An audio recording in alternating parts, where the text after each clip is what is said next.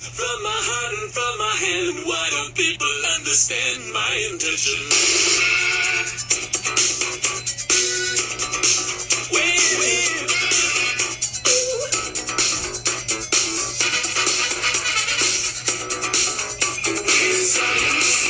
Hey, good morning, Royals. This is Mr. B up in the Learning Lab, and today's experiment for Weird Science Wednesday is interactive.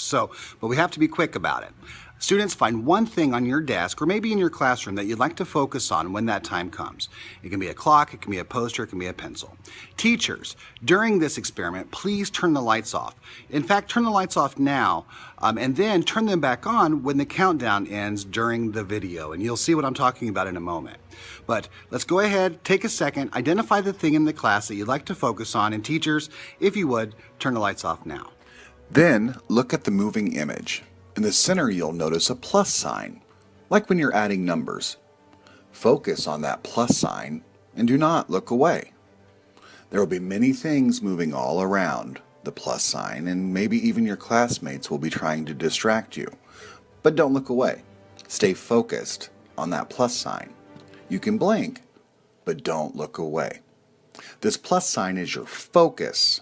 Focus on the plus sign and do not look away. We will do this for 10 more seconds. When I say look away, I want you to quickly move your eyes and look at the food or the pencil or whatever you chose. Are you ready? Here we go. 10, 9, 8, 7, 6, 5, 4, 3, 2, 1. Now, look away. Wow, take a second to look around. Look at the object that you selected. Is it moving? Is it blending? Is it dripping? Is it melting? Is it groovy? Yeah, okay, so what is this illusion? And in fact, it is an illusion. It's called motion after image or after effect.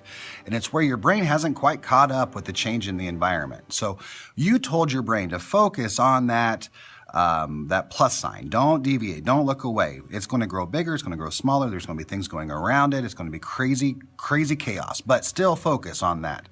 And you did. Well, what happened is, in order for you to focus on it, your brain had to make everything else kind of blend in with the environment. Even all the chaos is blending in. It's kind of like when you've been in a stinky room for so long, you kind of forget that the room stinks.